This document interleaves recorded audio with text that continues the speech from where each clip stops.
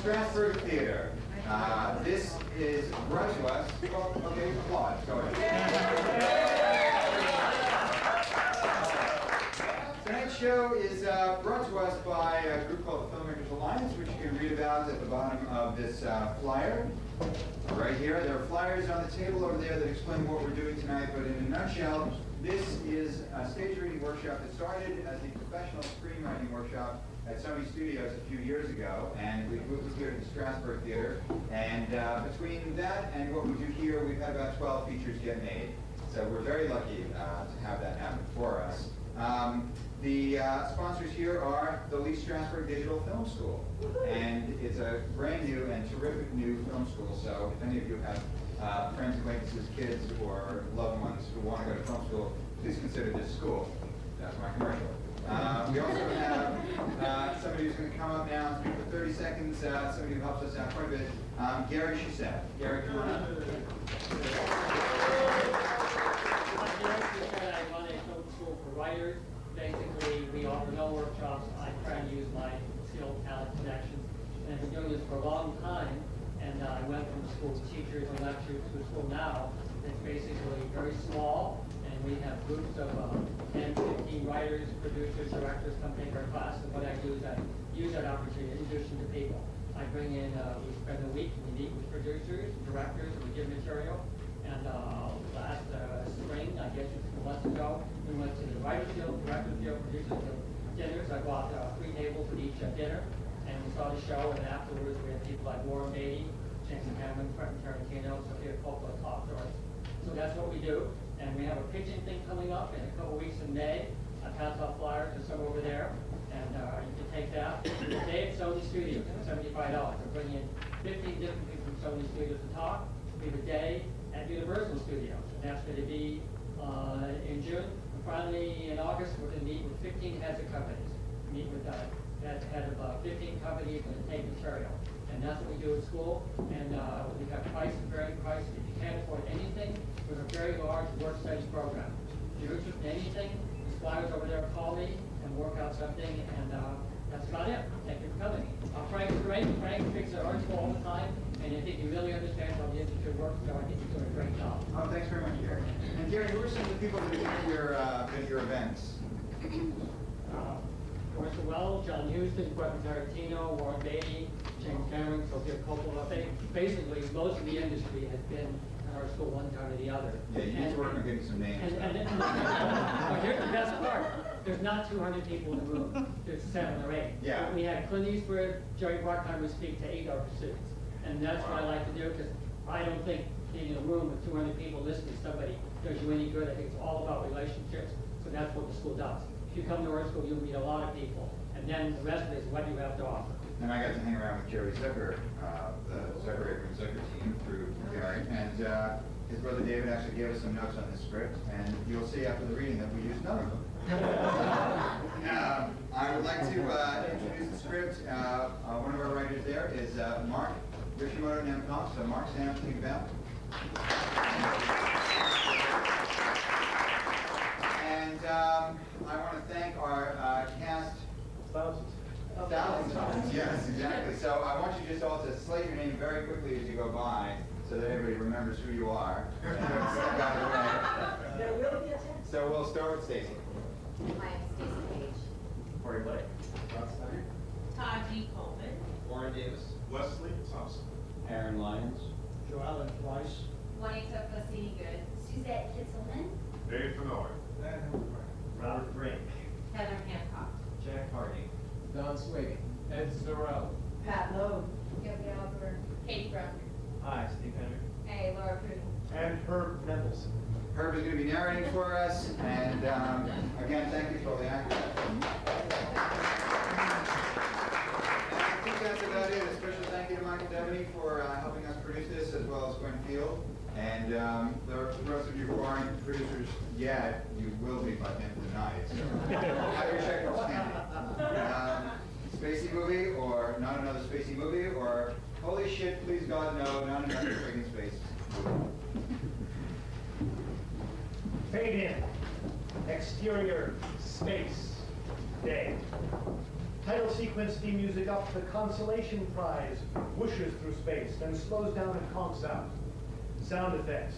A car trying to start. Then 50 little spacemen tumble out of the consolation prize. They unscrew the long tubes of the sides of the craft inside are two 1,000-foot D-cell batteries. The spacemen take out the old batteries and put in new ones. Sound effects. The CP starts up, then the following narration. The words appear on a screen at an angle spoofing the Star Wars prologue. Space, the final frontier. These are the voyages of the Starship Constellation Prize. Its 90-minute mission, to seek out and exploit new forms of life, to confuse and annoy new civilizations, and to boldly go where no intelligent life has gone before. The consolation prize whooshes by. As it does, it smashes into E.T. on a bicycle. E.T. phone, HMO. Theme music out. The consolation prize 10 forward, good buddy. A futuristic bar as any good as any on the Star-class vessels. Dozens of crew members mill about with cocktails. Seated in a corner is Lawrence of Fishburne's parody, Morphine Us. On a table in front of him, he lays out 2 pills. Seated across from him is Geordie LaGeorge, a parody of LeVar Burton, wearing a little silver goggle. He's blind, black, and angry. A Chris Tucker type. He studies the pills. This is your last chance.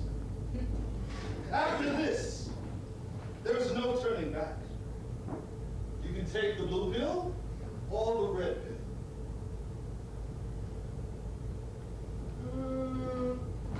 Green. What are you, blind? Blind? What are you calling blind, buddy? Meanwhile, behind the bar, close it up on blender with a large green frog in it.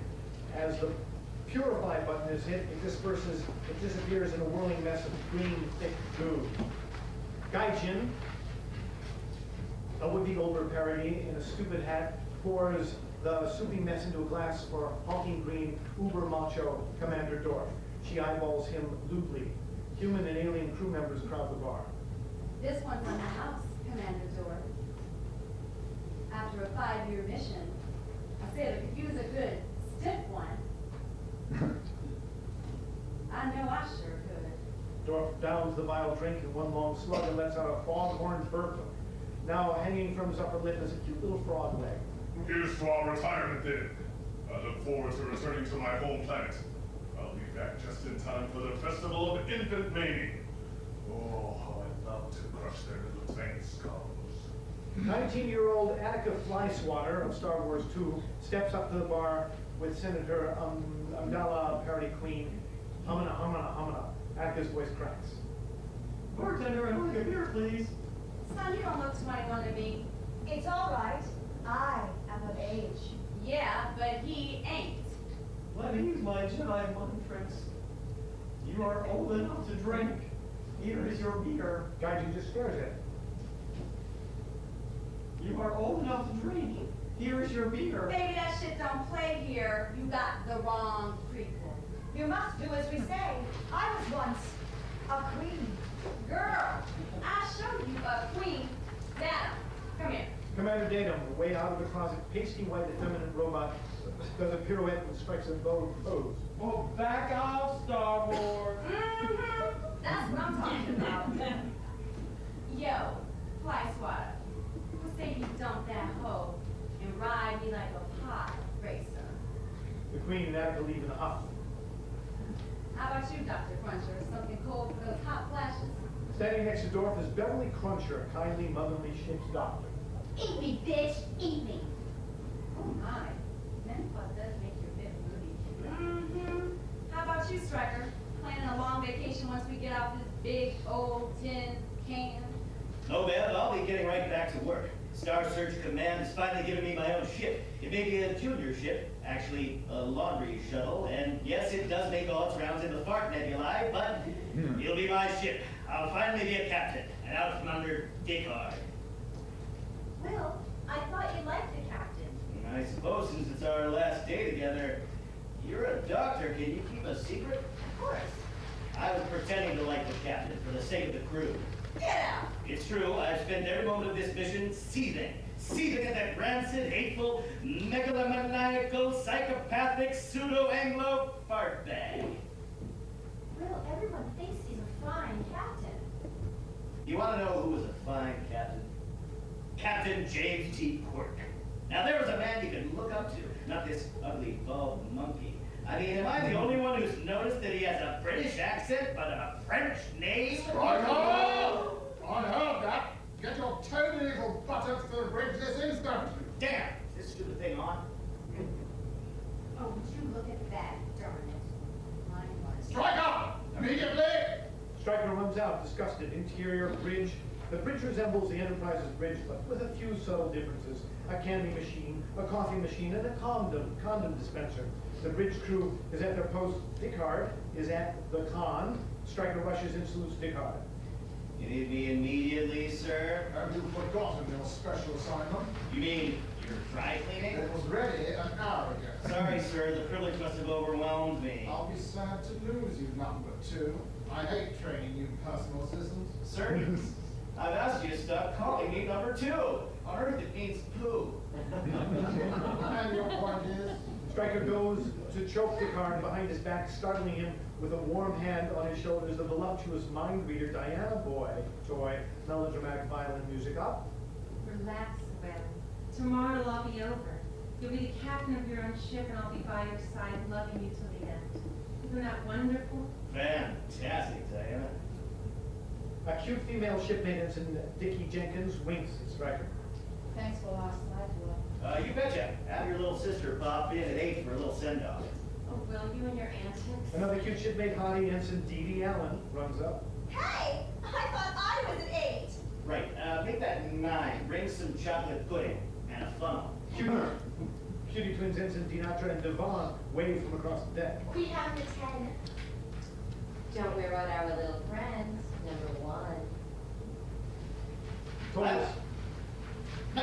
I don't know why you married me, Diana. I'm a psychic, Will. I know in your heart you love me, even if you do insist on an open marriage. I hate myself for not appreciating you, Diana. Why don't you hate me too? On Beta Z, we don't have hate, Will, only love. Gosh, Diana, that's great. Hey, are you free at 6? Oh, Will, of course. I wasn't talking to you. Cute shipmate number 3 winks at him. God, I hate myself. Suddenly on screen, the Star Search Command insignia pops up. Sir, message from Star Search Command. Admiral plot device on screen. On the view screen fades Admiral Plot Device. Greetings, Consolation Prize crew. I'm afraid I have some bad news. Ooh, don't tell me plaid is back in style. Worse, it seems our ancestors' folktales were true. Apparently, every 1 million years, the source of all life appears as the cosmos. The source, as in, may the source be with you? Bullseye. We think AO Hell is out to control it, and we need you to stop it. Captain Dickard, you've got to turn your ship around now. But I have an appointment on Earth tomorrow with my personal trainer. Numbskull, the fate of the universe is at stake. Holy crap! Crap dogs! You'd think by this time in the future we'd have a cure for menopause. Oh, bulls. Or crabs? As you said. Find the freaking source. Well, we'd be happy to. What are its coordinates? If we do that, we already have it protected. Then what can you tell us about it? We believe it's some sort of energy field. The trouble is, we have no known scientific instruments that can read that particular type of energy. And it only opens just before the moon is in the 7th house. And Jupiter aligns with Mars. And please, yes, this is the dawning of the age of Sagittarius. The age of Sagittarius. Sagittarius! Shut him up! Look, you don't find the source before AO Hell does. He'll use it to annihilate all carbon-based life in the universe. Oh, worse yet.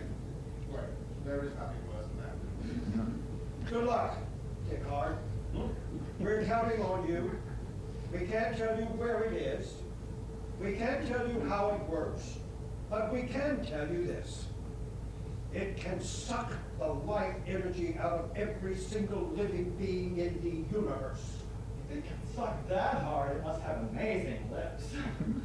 Back on the bridge, Day, the Constellation Prize whooshes through space. It then has to slow down because it's stuck behind the slower ship, the one from Close Encounters. The Constellation Prize blows its horn, the Close Encounter ship does not get out of the way. Another blow, the other ship is still in the way. Finally, the Constellation Prize, do-do-do-do-do. Finally, the Constellation Prize does that, and the other ship gets out of the way. As it passes, the Constellation Prize flips the other ship a giant finger. Bridge. The main crew is at their positions. Stryker, Dorf, Gorge, Toy, Datum, Dickard is pacing. Assorted ensigns walk about in the background. All right, the goal, the source. The enemy, AOL. We're tracking him now. Stryker, what do you know about this pharaoh? Very little. Any Star Search personnel who have faced AOL have been driven insane and are plagued with horrific nightmares. Did this happen in battle? No, they were just trying to use AOL's customer support. That's why I'm using the Earthlink. Sir, I've heard that AOL is the evil computer that runs the Matrix. I beg to differ, Diana. My data shows it's the hostile computer that runs Terminator 3. Matrix. Terminator? Matrix. Terminator! Oh, let's call it the Terminatrix. All grown. Oh, be quiet. Oh, I found him. AOL at bearing 186, mark 4.0000000000001. Dave, if you're such a super brain, why haven't you learned the simple task of rounding off numbers? Slow to impulse power and come about to intercept course. On the screen appears a giant floating old-fashioned computer with spinning tight wheels and blinking red eyes. It is the dreaded AOL ship, complete with fins and rocket thrusters. Interesting ship. It's so retro. Oh, look, retro rockets. Cool. Hey, Aye, sir. good afternoon, AOL. This is the USS Constellation Prize. Prepare to be destroyed. Yo, hold up, let me check my email first. A voice emanates from the ship. I'm afraid it's undeliverable at this time. Please try again later. In that case, sir, I say bombs away. And I say welcome aboard. Suddenly, Stryker is dematerialized and his image glimmers away. No! Interior AOL ship. The ship's interior is pure white. Stryker materializes a few feet higher than the floor and falls with a thud.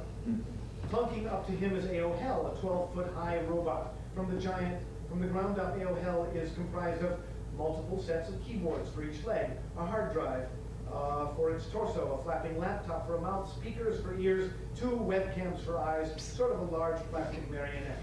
Ah, the famous Commander Stryker. I'm a big fan of yours. I thought you were quite dashing in the Wrath of Khan.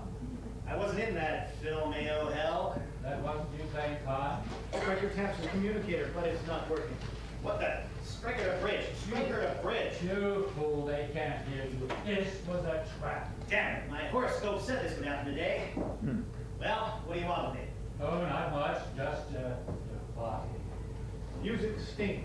Interior Constellation Prize bridge. Dickard is pacing in front of the crew again. Very try again. David works his console. It's no use, sir. I can't beat him back. AOL's ship is surrounded by a force field so strong I cannot lock onto Stryker's coordinates. Well, then we must beam onto that ship and overpower it. I need a replacement for the Stryker on the away team. Any volunteers? Whoosh, whiz. The crew members hide under their stations. Oh, stop being so sissy. Bloody hell, you! Now, you haven't had any lines yet. How valuable could you be? Interior transporter room. 2 slacker loser types. Transporter officers man the console. They are Bill and Ted, out of Bill and Ted's Excellent Adventure. Dickard, Dorf, Datum, and Ensign 1 step into the pads. All to be murdered on my command. Really, dude? I thought you were here for a cold shower. Hurry up, or I'll have you drug tested. Oh, goodness. Bro, if you're in such a hurry, why'd you waste time coming down here? Yeah, dude, you can beam down from anywhere on the ship. Think about it, bro. Wait a minute, sir. They are right. Why do we bother walking anywhere? Bill pulls the energized lever, but no one dematerializes. Can I go back to my quarters? Interior Hell's ship. Stryker is standing in front of several clones of himself. A nerdy Stryker, a stupid Stryker, a sleepy Stryker, etc. Why clone me, AOL? I'm not even a ship captain. Yes, but my records indicate you are the universe's all-time biggest poon hound. My theory is that the source of all life is sex. And if I can experience sex, I will find the source. Then I will rule all the lowly carbon-based life forms. You want to experience sex? Go screw yourself. I would, but I'm just not attracted to myself. And so my plan was to put myself in the body of these clones and meet girls that were attracted to me. But these clones are just cheap imitations. The stupid one over there couldn't score in a regular whorehouse with a fistful of credits. Thus I move on to plan B. I will experience sex by assimilating the memories of your lusty conquest into my feedback. Oh, hell. You don't want my memories. I'm just a playboy. I can't even appreciate the one woman who truly loves me. It's a sad, lonely existence filled with nothing but meaningless sex. Lots and lots of meaningless sex. If I want meaning, I'll assimilate Webster.com. Give me a... Bam! Stryker punches A.O. Hell. The fight ensues. Stryker is getting pummeled, but holds his own. Finally, he is thrown into the floor. Titanium clamps come up from under the floor, gripping Stryker's hands and boots to the deck. Good fight, but now prepare for a very painful anal probe. A small, inch-long, finger-like object protrudes from one of A.O. Hell's lower quadrants. Stryker struggles to break free, but then sees how small the probe is. Painful? That thing's only as big as a woman's finger. Whirr, the probe fully extends into a 3-foot-long version of a medieval black-iron French tickler. Then she must have very big hands. Interior constellation cries. Dickard is pacing again, now very pissed.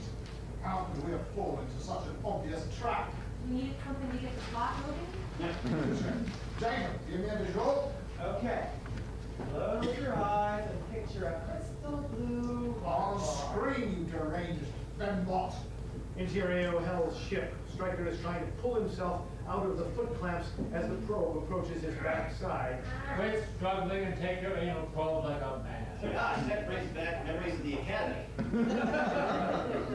The probe Wait. starts spinning. Stryker's horrified. Wait, I have an idea.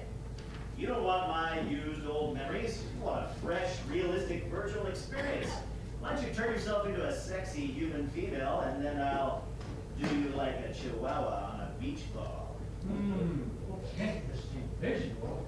All right, I'll turn myself into a horny human female. Zap! A puff of smoke suddenly. Pamela Anderson appeared. How's it, Will? Stryker's smile rubs his hands together. Interior constellation cries. Dorf looks up from his control panel. Sir, A.O. Hell has apparently morphed into Pamela Anderson, and his defenses are suddenly down. I got it up. I can beam him up. Good, take it, sir. Fire torpedoes. Off screen, the torpedoes whoosh towards A.O. Hell's ship. Stryker materializes on the bridge a few feet above the floor and drops clunk. Toy rushes over to Stryker and cradles his head. Stryker, are you all right? Oh, Pamela. No, Stryker, it's me, Diana. Denitra? Diana. Darlena? She lets his head drop to the floor. Boink. Exterior, space. Their torpedoes are about to hit. Interior A.O. Hell's ship. Pamela sees the approaching torpedoes on the screen. This isn't how I wanted to get screwed. Exterior, space. The torpedoes hit their mark. Huge explosion as A.O. Hell's ship is blown into a million pieces. Interior constellation cries bridge. The bridge crew breathes a sigh of relief. Well done, everyone. Looks like we went out with quite a bang. Eh, Stryker? If only. Okay. Set a course back home. Warp speed. Anyone else care to toast our retirement? He unscrews his flask, slobbers all over it, holds it out to the others. They all decline. Oh, more for me then. Stryker fumes. Sir, do you really think it's wise to be consuming alcohol on the bridge? You're right, Stryker. Last one to the bars, and I've got an egg. Dickard darts out. The others laugh at his crazy antics. Interior Klingette fighter ship control room. 3 officers command this dark, steamy control room. Risk man-hater Admiral Carden is at the con. Worrisome Commander Yak, rank just below Carden, is piloting the ship. The idiotic supermodel Captain Rock clumsily operates the weapons controls. Various other Klingettes work at the stations around a large room, and on a table in the center of the room is a AAA map of the universe. What news, Commander Yak? We arrived at the source's last known coordinates in Fortuga. Fortuga, excellent. Once we control the source, we can wipe out all the males in the universe. Wait, Fortuga. That doesn't work for me. How's Fortuga? But Admiral, the ship can only travel at Gleam Spruzel Perduga. Yak, don't talk back. Lieutenant Rock, I have an idea. We can reduce our travel time. Instead of going around the planets in our way, we blast straight through them.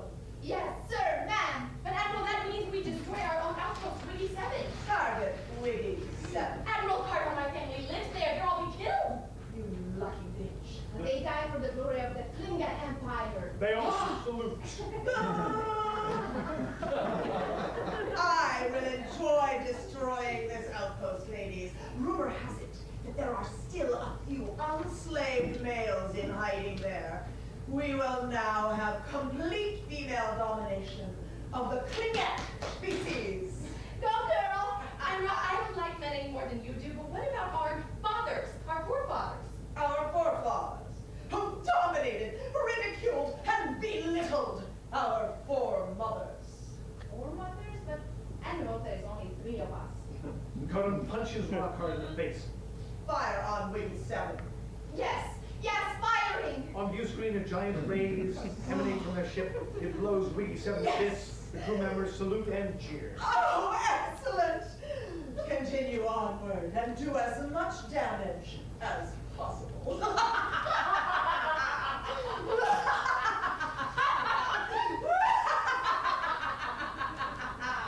I don't get it. Interior Constellation 10 forward, good buddy, night. The entire crew, various ensigns, and a few alien types are all partying down. They drink, mingle, and dance under a disco ball. A few others on the side shout, "Bear down!" as Dickard rides the mechanical alien beast that looks like a bull. Dickard, a bit drunk, is thrown from the bull and lands on the bar. Ouch. Congratulations, Constellation Prize crew.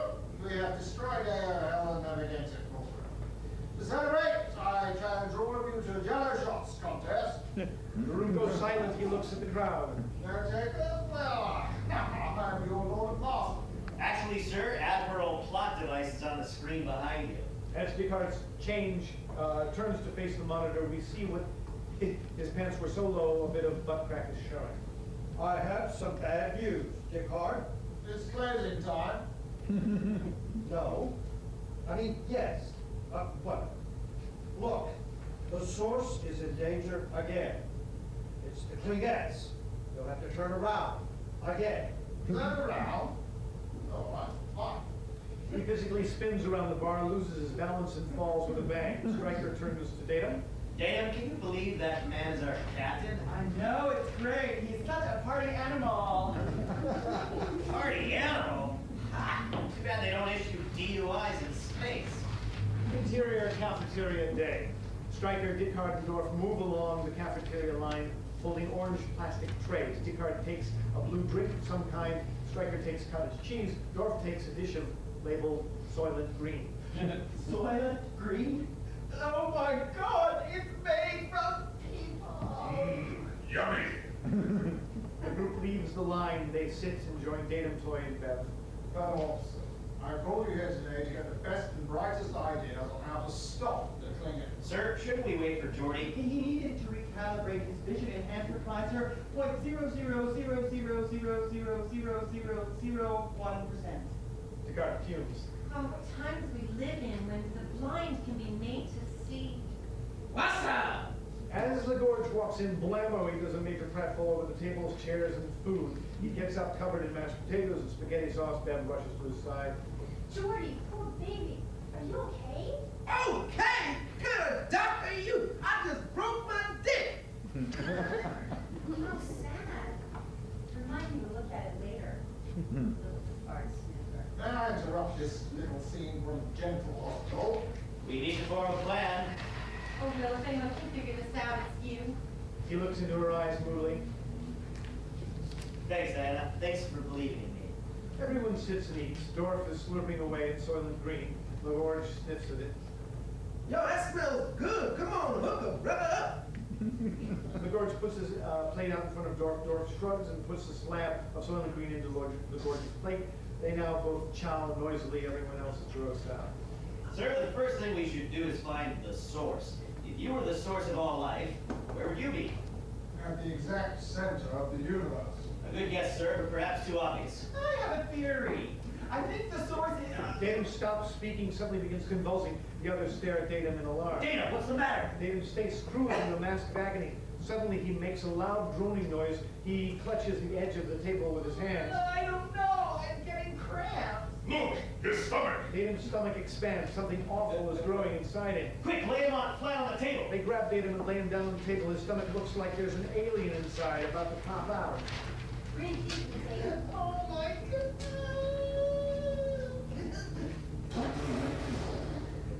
Finally, Datum releases a loud wet fart. The crew shouts in panic.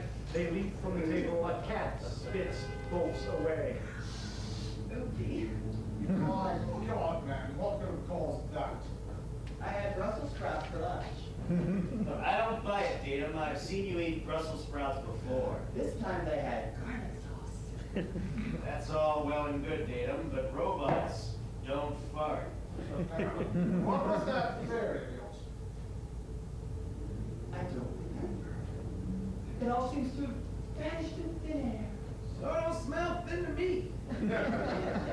Exterior space. A single webcam eye from AOL floats through space. Glad I could capture your thought, Tatum. We make a lovely team. Like the bad guy in Terminator, the webcam eye begins to attract and reassemble mercury-like liquid that floats around the webcam eye. It reassembles back into AOL. He now flies through space on its own without the use of a ship. Music up and out. Interior, Constellation Prize hallway, night. Thick-hard the striker going over a plan on a PDA-type computer. Excellent plan. Well, I'll be sure you get full credit when I present it to Star Search tomorrow. But, sir, why can't I present it with you?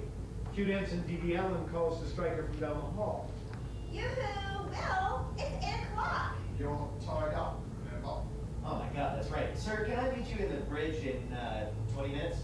Take your time. I've got it all under control. But Striker, you promised. Go, well, you mustn't violate the prime directive of number 1. Dissolve into Striker's quarters. The room is dark, but we can still make out a few of Striker's prized memorabilia on the walls. A trophy in the shape of a woman, a framed collection of garter belts, a Playboy bunny air freshener. Over this, we hear moans. A Striker and a woman. He's dressed in Hugh Hefner-esque pajamas and a silk robe. Oh, yes.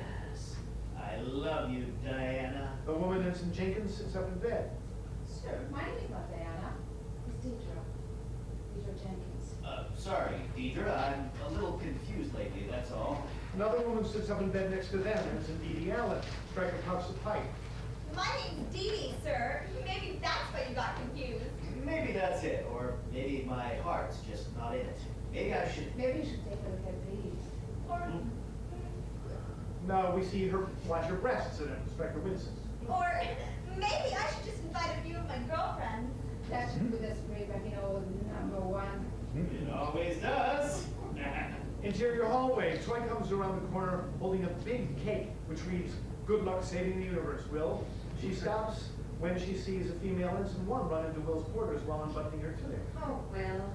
Then cute Ensigns 2 and 3 run in carrying a plunger and a snake.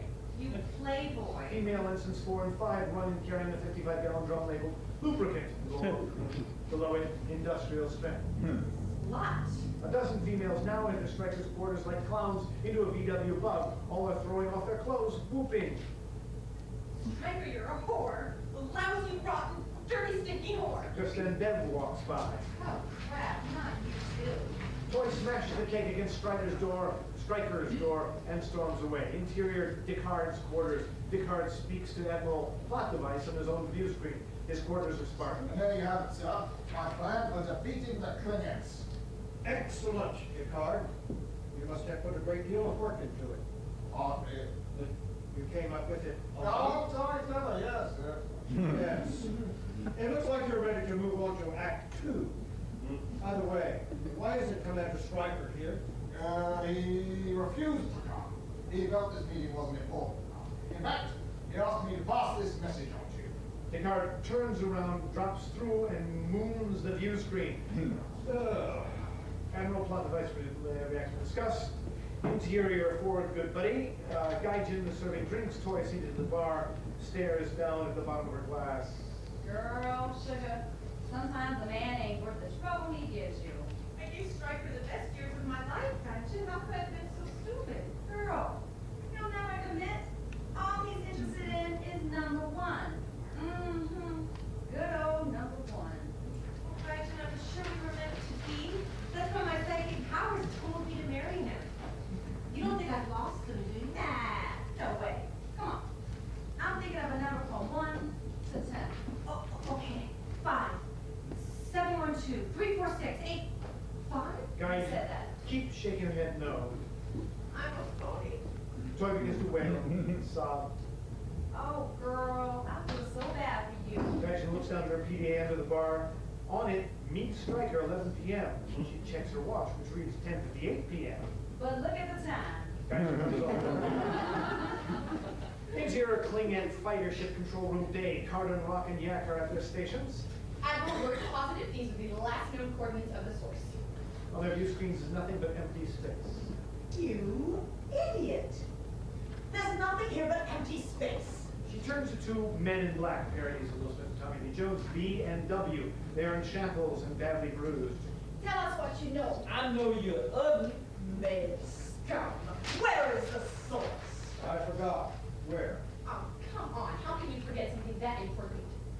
Thanks to my trusty pen. He whips out the MIB memory erasing pen and tries to use it on her. He keeps twisting it, but nothing happens. Yo, W, that's a pencil.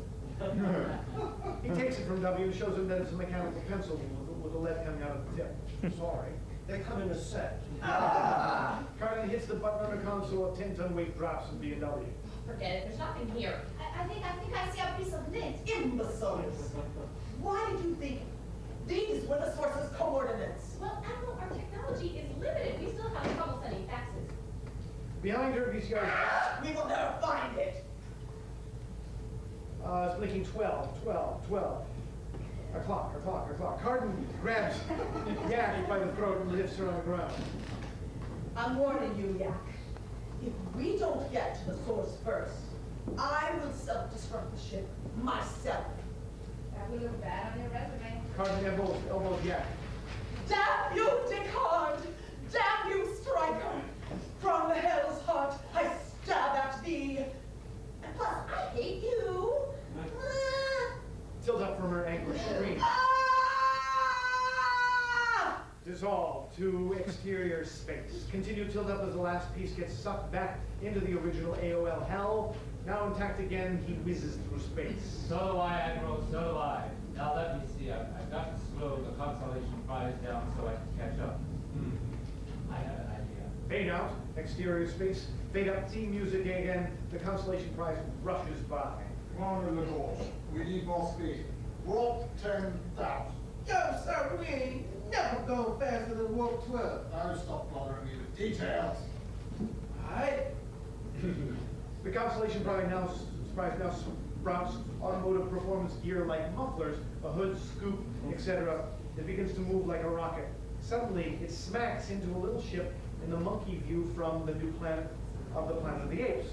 The monkey screams and screeches at the consolation prize. The CP flips the monkey giant finger. Interior consolation prize bridge day. Descartes, seated on at the con, has seen all this on screen. Damn dirty apes. Where was I? Oh yes, Captain's log, star date 47116 points. Strike out is today 0.6 or 0.7. Stryker's quarters. Stryker looks like he is in a weird sci-fi experiment, but a pullback reveals that he's laying on a tanning bed. He looks troubled. He taps his communicator, which is pinned to his bare chest. It's 0.6, sir. Interior bridge. The crew works on their stations. Descartes dictates. Right, Commander Stryker has suggested to me, no, computer, rewind. I had suggested to me that our quest begin on the planet Tattoo 2 with a certain double delay. Star Search was the wise in their decision to rely on my ship, the most decorated ship in the fleet. If you think it's decorated now, just wait till I put up the curtain. What's this? Exterior space. The constellation prize slows down and pulls up to a giant toll booth. RoboCop sticks his head out of the booth. 75 cents. Sir, we only have 2 quarters. 75 cents. Attention, you but now upholder of bureaucracy. We are on an important mission to save all life in the universe. Let us pass. Do you have a sticker? Dang, it's expired. And so will you be if you don't lift the gate, robot. 75 cents. You have 15 seconds to comply. Interior bridge. The Lord freaks out. Oh, shit, we're gonna die. Toy digs through her purse and pulls out money. Robo, do you have change of a 10 billion? This is the exact change lane. You have 10 seconds to comply. Where's the full service lane? 2 million parsecs that way. You have 5 seconds to comply. Oh man, what the hell is a parsec? I just got used to the damn metric system.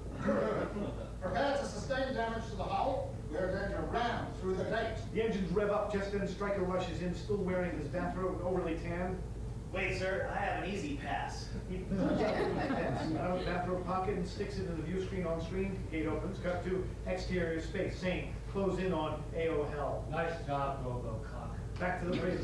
Good work, Stryker. Now, let's off and get dressed. And while you're at it, give me a brewski. Stryker is shocked at this bad treatment, but salutes and runs off. Can you believe that trollop showing up to work in a bathrobe? Why doesn't he just report naked? Any of you ladies got a problem with that? The females nod their heads no, and given. Interior Star Wars Cantina Night. A parody of the Star Wars Cantina. This place is the most disgusting dunghole in the galaxy. Ooze is flying everywhere as horrific creatures fight, fart, and fornicate. At the karaoke singer is horrible.